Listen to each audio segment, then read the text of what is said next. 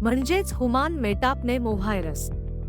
हा व्हायरस श्वसनसंस्थेवर परिणाम करतो आणि लक्षणे साधारणतः सर्दी, खोकला आणि ताप यांसारखी असू शकतात। त्यामुळे या व्हायरसपासून बचाव करण्यासाठी काही महत्त्वाच्या गोष्टी लक्षात ठेवणे आवश्यक आहे। प्रथम, हात स्वच्छ ठेवणे अत्यंत महत्त्वाचे आहे। नियमितपणे साबणाने हात धुवा किंवा सॅनिटायझरचा वापर करा।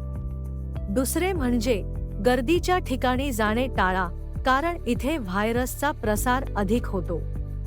तिसरे, जर तुम्हाला सर्दी किंवा खोकला असेल तर इतरांपासून अंतर ठेवा। आणि सर्वात महत्त्वाचे म्हणजे तुमच्या आरोग्यावर लक्ष ठेवा।